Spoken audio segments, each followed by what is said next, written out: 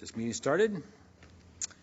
As part of his executive order in response to COVID-19, number 2020-07, Section 6, Governor Pritzker announced in part that during the duration of the gubernatorial disaster proclamation, the provisions of the Open Meetings Act, 5 ILCS 120, requiring or relating to in-person attendance by members of the public body are suspended. Specifically, 1, the requirement in 5 ILCS 120/2.01 that members of a public body must be physically present is suspended, and 2, the conditions in 5 ILCS 120/7 limiting when remote participation is permitted are suspended. Public bodies are encouraged to postpone consideration of public business where possible. On Friday, June 12, 2020, the governor signed PA 100-640, Senate Bill 2135 into law, amending the OMA to expressly authorize public bodies to meet remotely without the otherwise required quorum present at meeting, declaring a public health disaster such as those related to COVID-19. The City Council meeting will be held remotely. The meetings can be viewed on Channel 9 for Mediacom customers living in Rock Island or on the city's YouTube channel, www.youtube.com/user/rockislandil/live. To participate during the public comment portion of the meeting or the public hearing, please join by phone at 1-470-285-4411 and use PIN 908353684 hashtag. All right. I'd like to call it order with a roll call. Alderman Clark. Alderman Hurt.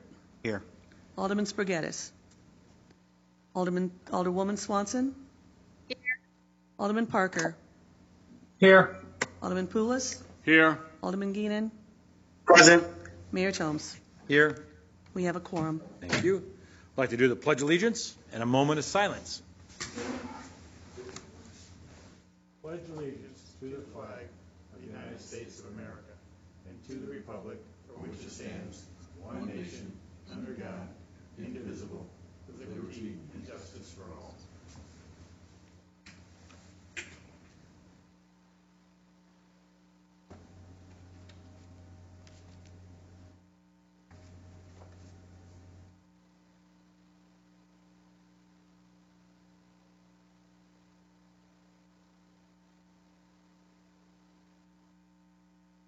Thank you very much.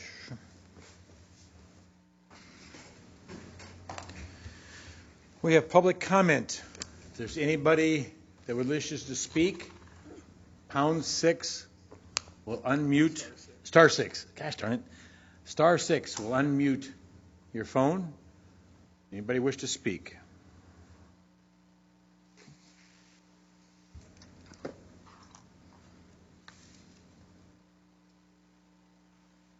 Anybody in the general public wish to speak? *6 unmutes the phone.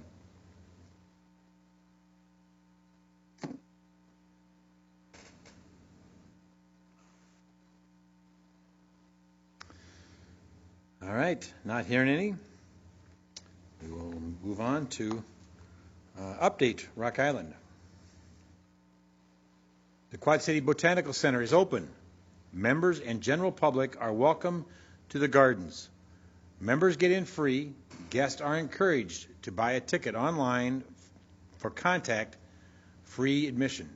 Online for contact for free admission. Drop in on a Thursday afternoon this summer and do a hands-on activities with your kids or grandkids to learn about nature. If you have any fireflies at home, catch them and bring them in for a nighttime release at the gardens on July 5th. Update your pet's vaccines. Wednesday between 1 and 4 p.m., the Rock Island County Animal Control is open for curbside vaccinations.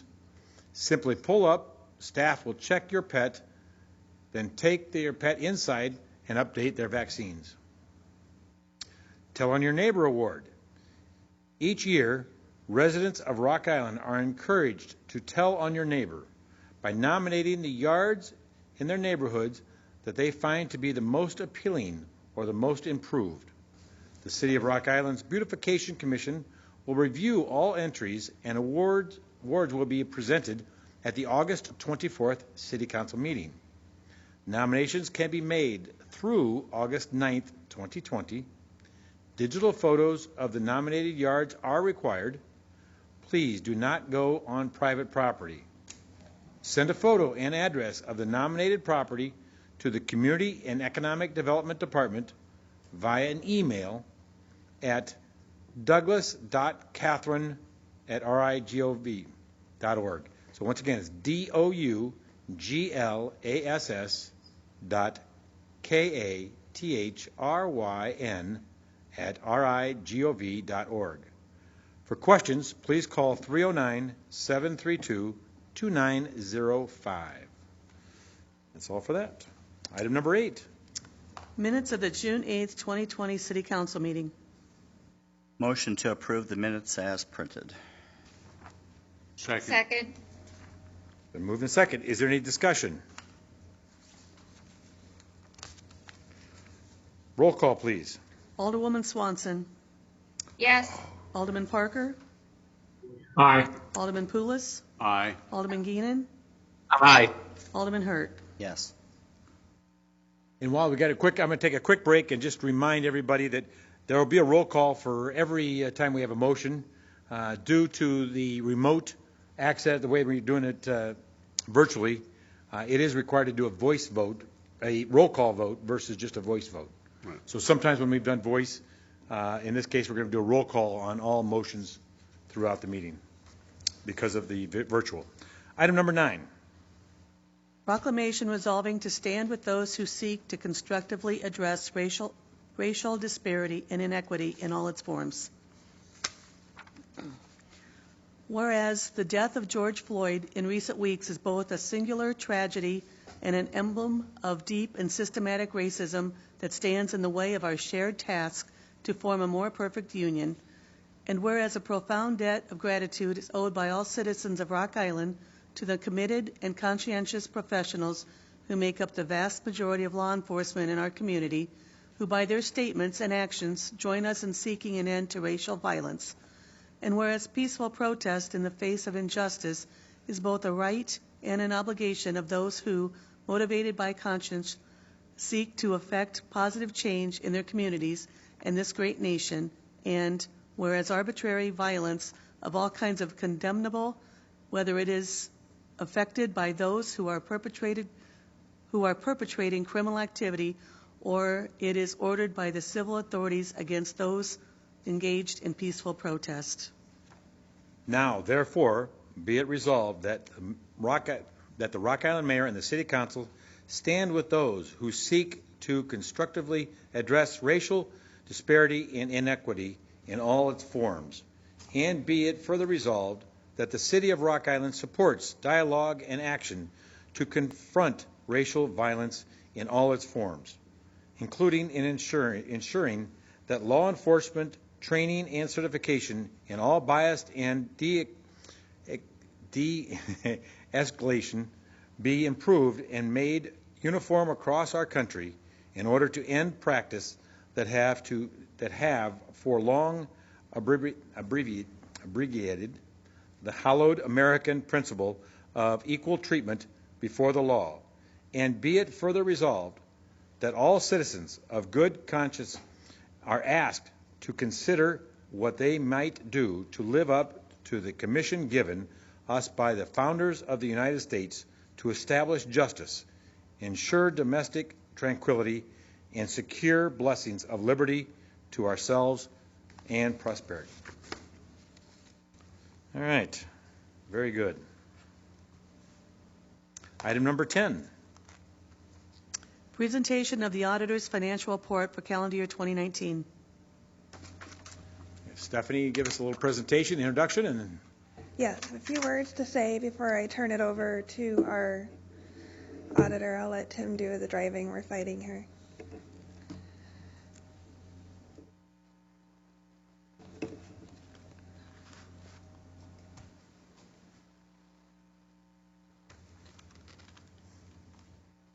Okay, so tonight is our standard audit presentation to the City Council.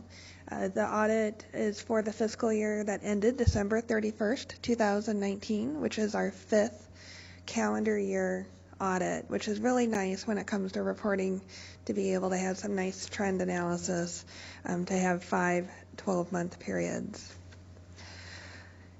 We are required by state statute to complete our audit within 180 days of our fiscal year end. So again, we do normally present the audit at the second meeting in June, and Lauterbach and Amon has completed this audit, and this is their 3rd audit in a 5-year contract. The last 2 years, we've been very fortunate to have more of council's time and the public's time with having a study session before this meeting with a little bit more in-depth review of the audit. I've only been granted 30 minutes in the past, and I hope to have more someday. Randy's smiling at me. In my previous work experience, we spent an entire Saturday morning going through the audit. And while that probably won't happen, but perhaps in a finance committee setting in the future, we'll be able to spend some more time. There is so much detail in these documents. It literally takes almost 180 days to put this together. Our finances are very complex with a lot of different types of funds. So first, I do need to give thanks to all of our city staff, because this document is not just a product of the finance department. It's a product of all of our employees and everybody that's involved in the financial transactions of the city. With their record-keeping, timely response to the auditors and our questions, and adherence to internal controls, we have successfully completed this audit, which is one that will go down in the record books. First in my career done entirely remotely. It's definitely been a challenging type of audit season that we could not have imagined 4 or 5 months ago. Of course, I have to give a very, very special thanks to our accounting division, which is headed by Linda Barnes. They've worked very hard to complete this audit. Linda is on the call tonight if we needed to have any questions answered. And tonight the audit is not done. So if anybody says, "Whew, Steph, aren't you happy that the audit is done?" I might kick you in the shins because it is not done. So we generally consider the audit totally wrapped up in the fall when we get to Martin Luther King Center's 990, when their board approves that document and we file that. But between now and then, we have presentations to the library board and the parks board, which is something new that we've done in the last couple of years, and they really appreciate this process, especially with parks, because they go through their whole year kind of thinking on a cash basis, and that's an enterprise fund. So we have to convert that to a full accrual basis. And, they looked at those December statements that came out of our financial software, and then they look at the audit, and it helps to reconcile that with them. And the library board has been appreciative of it too. We have reports to file with the Department of Insurance and other state agencies, such as the Comptroller's Office. We need to file the TIF reports. And of course, work with the pension boards as it relates to our valuation and plans for this year's tax levy. So also attending the meeting is Jamie Wilkie. Jamie is the partner with Lauterbach and Amon, who is on our audit. And so Jamie, I am going to turn it over to you. Jamie is not here. She is in her office up in Naperville.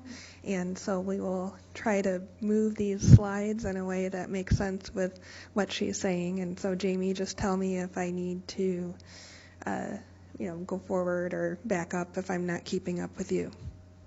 Great, thank you. Thank you, Stephanie, and good evening. As Stephanie mentioned, we're here this evening to present the December 31st, 2019 audit results. And we'll also discuss some other related reports that our firm issues as part of the audit process. So Stephanie, if we can flip to the first slide.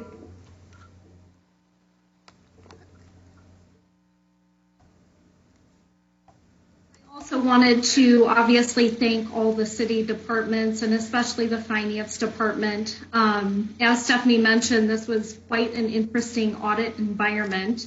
This is my 19th year with the firm, and I don't recall ever having to do an audit under these circumstances. So given the complexity of the city's finances as well as the remote environment, we certainly had to get creative at times with making sure we had appropriate communication and documentation back and forth with the city staff. So I certainly want to thank them as well. They've always been a pleasure to work with, very responsive to requests, and that certainly did not change even in light of the complexities of COVID. So thank you, Stephanie and Linda, and really, as Stephanie stated, the entire city really, supporting the preparation of this audit. We're happy to report a very clean audit process for this year, resulting in what we call an unmodified opinion, which is the highest level opinion the city can receive. We're also happy to report that the city received what we call the Certificate of Achievement for Excellence in Financial Reporting, or CAFR award, for the prior fiscal year audit. And you'll find a copy of that provided within the introductory section of the CAFR document. We're also happy to report this evening we had no internal control findings, so no flags issues to bring forth to City Council this evening, and no new management letter recommendations. Also, all prior recommendations have been fully implemented, so I'm happy to report the city actually did not receive a management letter for this year. That is really outstanding. I can't stress enough, the cooperation we get from the Finance Department of implementing any of our recommendations each year as part of the audit process. Certainly evident in the fact that we have no management letter for this year. Next slide, please. So we talked about the city receiving what we call an unmodified or clean audit opinion. As part of our financial statement audit, we really have two goals. Number one, to actually issue that clean opinion, which means the financial statements as presented are in fact materially correct. The second goal of the financial statement audit is really to assess the internal control environment. Is the city following all of the policies and procedures that have been put in place to ensure that the financial statements that are presented to us as the auditors are in fact accurate? As I said, certainly if there were red flags or issues, we would have to report those this evening, and we're happy to report there are no such findings. I will provide a few page number references just briefly. As Stephanie mentioned, this is a very large document, so we've tried to key in during this presentation on some of those areas that might be of interest to council. That would start on pages 3 through 9 of the large CAFR document, which includes what we call the transmittal letter. The transmittal letter will cover a variety of information, including information on the local economy, major initiatives for the year and accomplishments, and provides a background of the city that doesn't necessarily focus on the actual financial results. Page 10 of the document then will provide a copy of the award that I had mentioned for the CAFR award. That is presented for last year's audit. Part of the filing requirements that Stephanie discussed would be to submit this year's audit again to the Certificate of Achievement program, which is really the highest level financial reporting that any government entity can have. We discussed the independent auditor's opinion being unmodified or clean. You'll find that on pages 13 through 15 of the CAFR document. Next slide, please, Stephanie. Probably one of the most important sections of the entire document is on pages 17 through 30. It is what management's discussion and analysis. And this section is really intended to be the executive summary to the audit. It is in fact prepared by management and really focuses on key results for the year as well as comparisons to the prior fiscal year, really highlighting some of those transactions and figures throughout the year. So I always encourage all of our councils and boards to read this section really in detail. Staff has done an excellent job discussing some of those highlights for the year. Just as reference, the basic financial statements, which would include the results for the year as well as the notes to the financial statements, you'll find provided on pages 31 through 122 of the document. In the last section I want to point out, you'll find on pages 219 through 250, which is what we call our statistical section. And this part of the report will provide all kinds of 10-year trend information. So again, a really important section from any council's perspective. You'll find 10-year trend information on financial results, as well as property tax history, long debt history, and operating indicators. So really a wealth of information that's provided within that section of the document as well. We did want to provide just some high-level results for the general fund as of December 31st, 2019. Obviously, the general fund being the primary operating fund for the city. You'll see that for December 31st, 2019, we did have a slight decrease in what we call unassigned or available fund balance. This would be fund balance that is really available for future years spending, no restrictions on use. And this represents approximately 23% of the city's annual operating expenses within the general fund, which really equates to about a 3-month reserve. The general fund did exceed budgetary expectations for the year, and page 136 of the document will outline that budget to actual comparison schedule for the general fund. So again, a slight decrease for the year, but still within that 3-month reserve.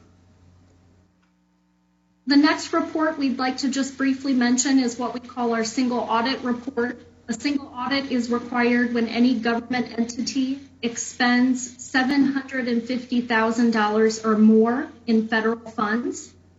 This year, the city had $4.4 million in federal grant funds that were expended. We are also required to issue an opinion on compliance related to those grant requirements. We're happy this evening to report that the city did in fact earn an unmodified or clean opinion for that single audit, with no findings either to be reported.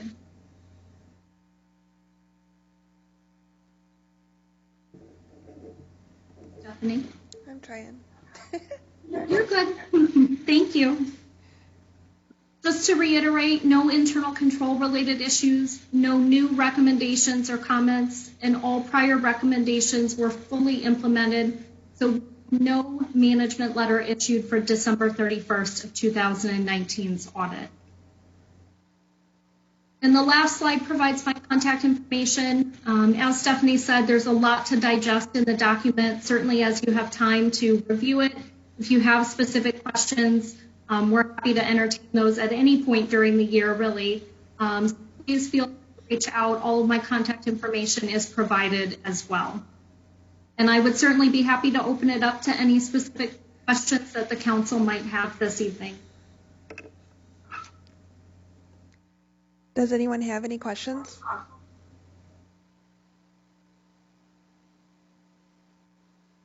With that, I'll turn it back to you. Thank you, Jamie. Thank you. Good. Thank you very much. Great accomplishments. We've only received 30 minutes of presentation, but I think some of my colleagues and I have spent a couple of days going over this, shaking our heads, saying, what a fantastic job that they've done on this. Absolutely. So, no, commendable. thank you very much. Very much. That's not an easy task. So thank you. Item number 11.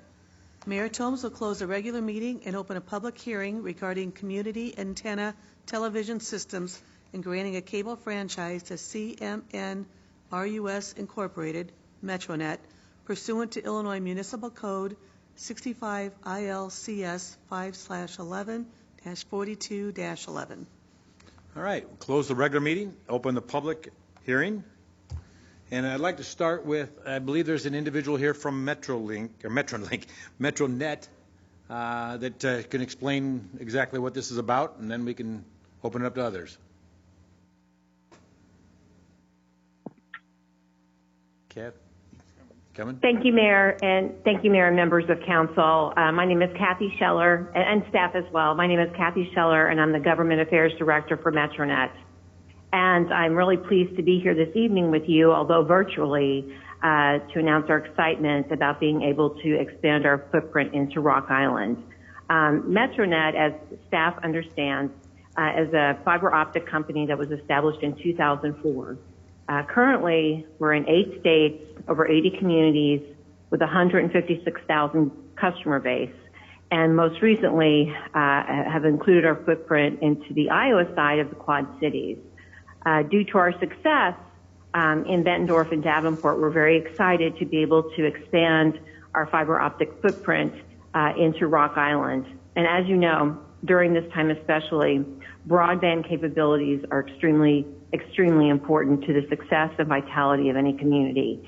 So through working with Randy and members of his staff, we're excited to be able to make this 100% investment on behalf of our organization into the city, and because we believe, A, there's a need for our service, there's a need for competition. That is always a great thing whenever we come into a community, and we're very excited to be able to work and to continue to work with the city on bringing our fiber optic footprint into Rock Island to serve the residents there.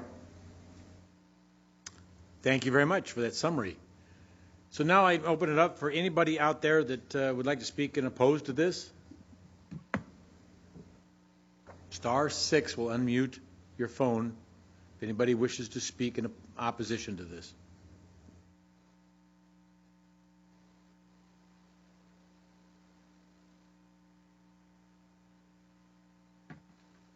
I hate to wait too long, but give people a fair chance.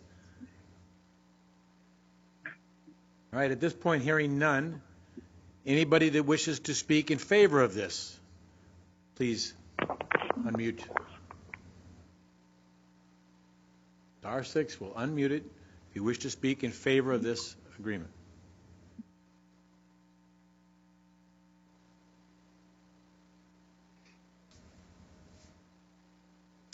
I'm hearing none. So I'm assuming there's no one else out there that wishes to speak one way or the other on this issue. With that, and I'll close the public hearing and reopen the regular meeting and entertain a motion.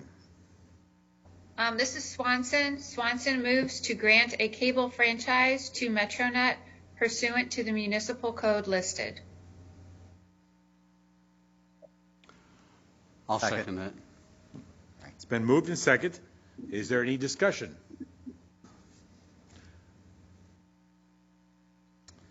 Boy, quiet group. Hearing no discussion, we will do a roll call. Alderwoman Swanson? Yes. Alderman Parker? Aye. Alderman Poulos? Aye. Alderman Geenan? There'll be a lot of happy 7th Ward residents. Aye. Alderman Hurt? Yes. 5-0, motion carries. Thank you. I think a lot of people will be happy. Item number 12. A special ordinance amending 2 previously amended special ordinances granting a special use permit for Igor's Bistro, 3055 38th Street.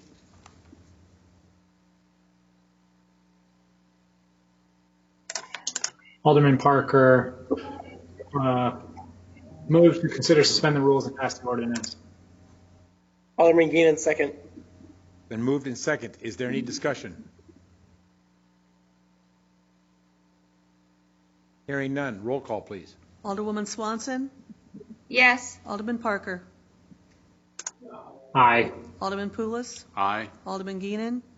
Aye. Alderman Hurt? Yes. 5-0, motion carries. Item 13. Claims. A, report from the Human Resources Department regarding payment for a general liability claim in the amount of $7,548.85 to Midwest Complete Construction. Motion to accept the report and authorize payment as recommended for claims on item A. Second. Been moved and seconded. Any discussion?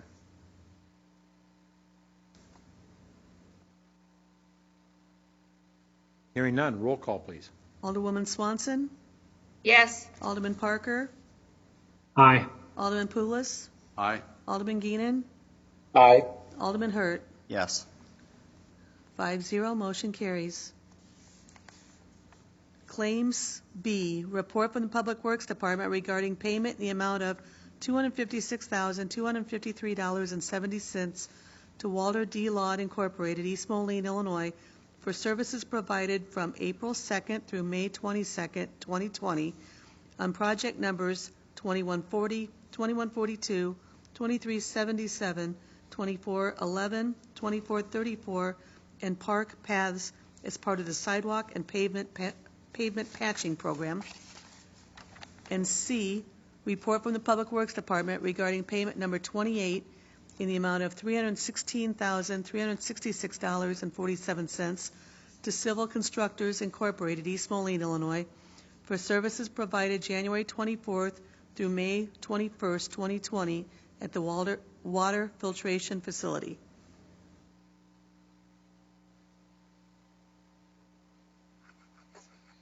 This is Alderman Geenan. Motion to accept the reports and authorize payments as recommended for claims items B and C. Second. Been moved and second. Is there any discussion?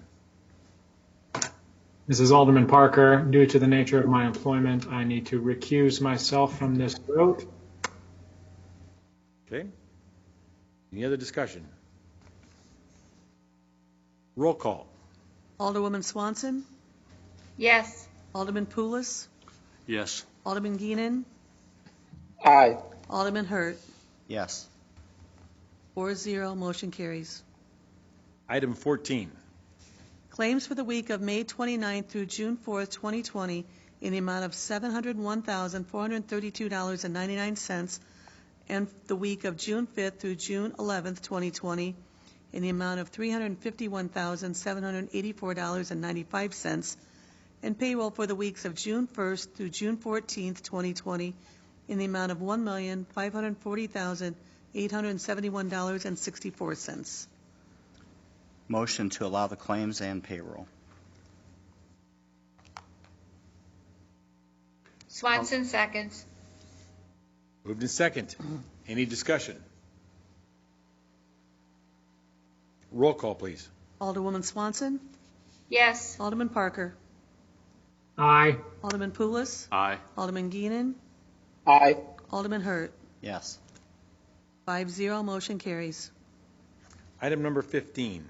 ACH payments for the month of May 2020 in the amount of $2,014,745.41.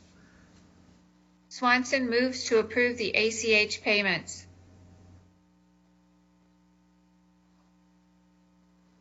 Second. It's been moved and second. Is there any discussion? Roll call.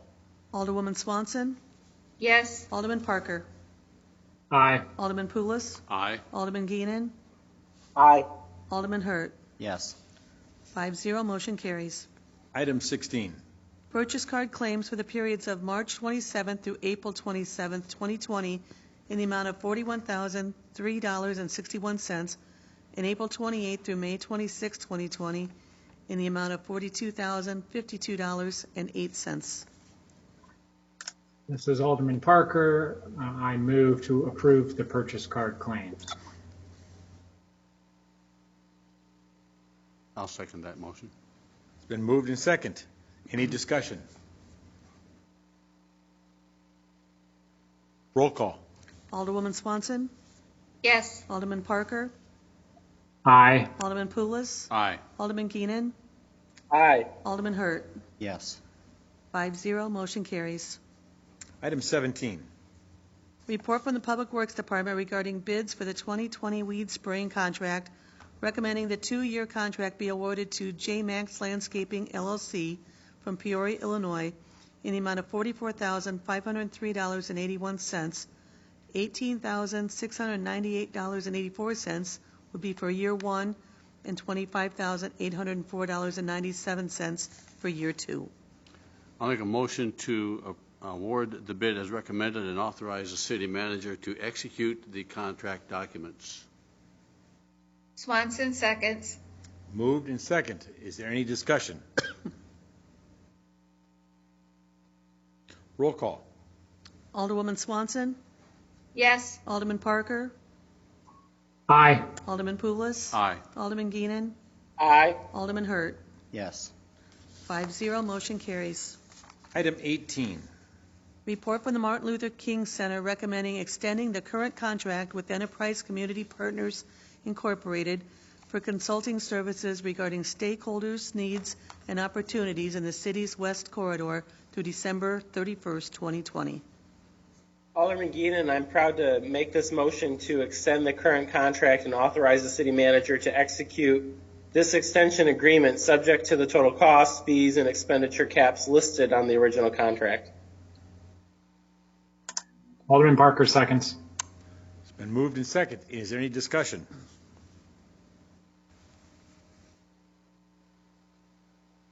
Roll call, please.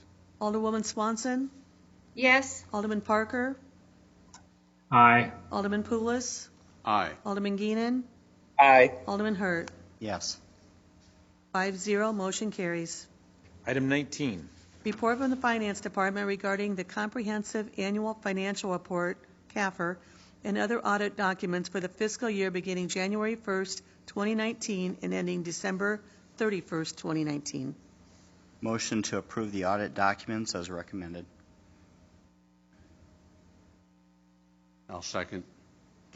Been moved and second. Any discussion?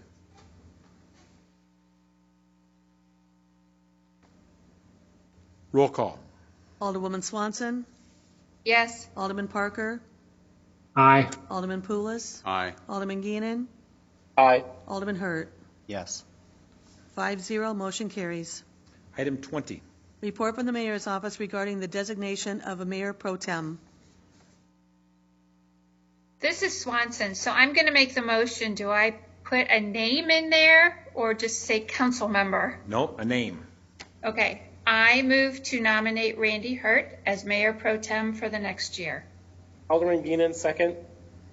It's been moved and second. Is there any discussion? Roll call, please.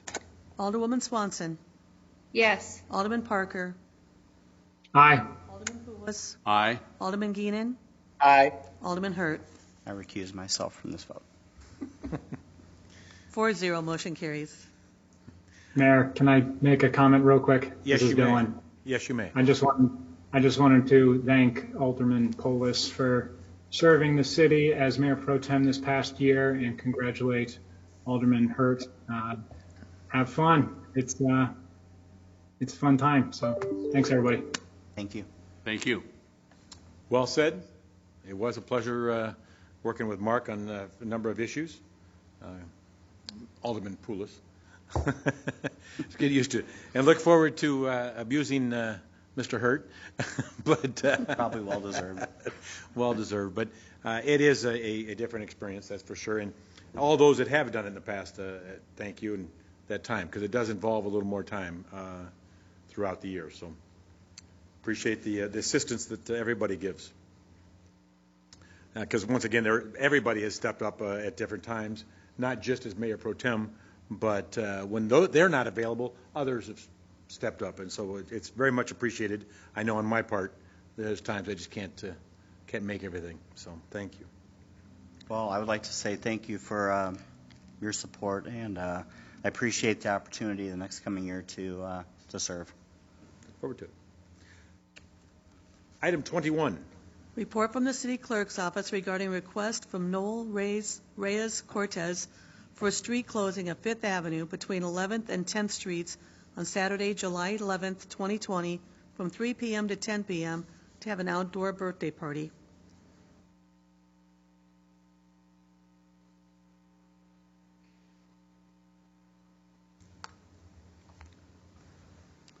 Well, I'll make a motion to approve the request as recommended.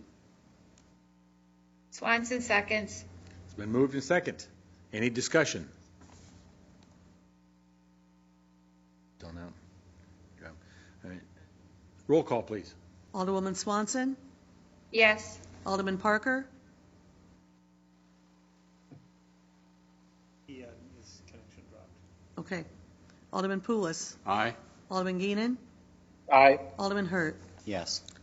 4-0, motion carries. Item 22, other business. Is there anything that people would like to bring forth for the good of the cause?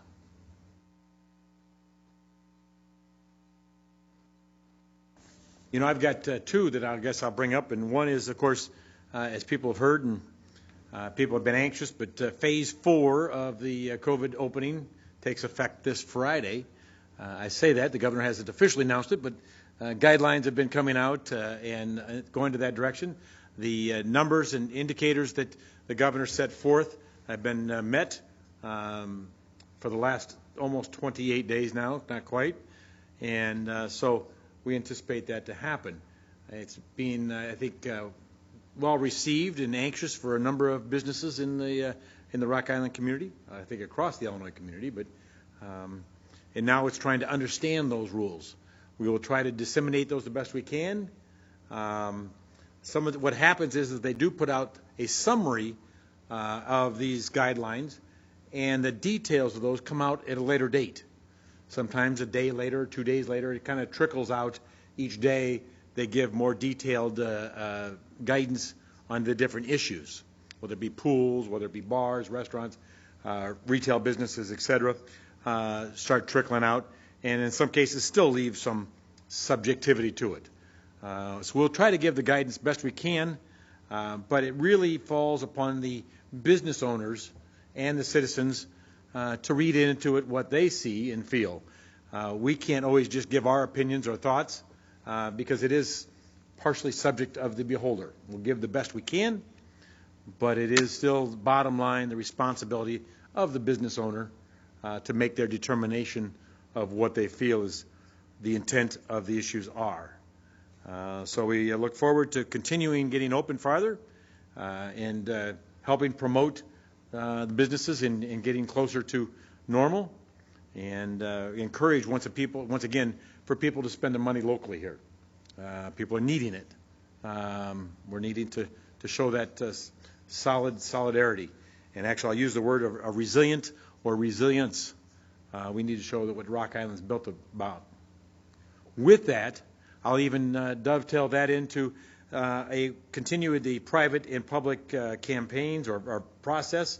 The City of Rock Island, along with DARI, along with D Films, are working on a video series, 4 to 6 minute, give or take, length of each one of them.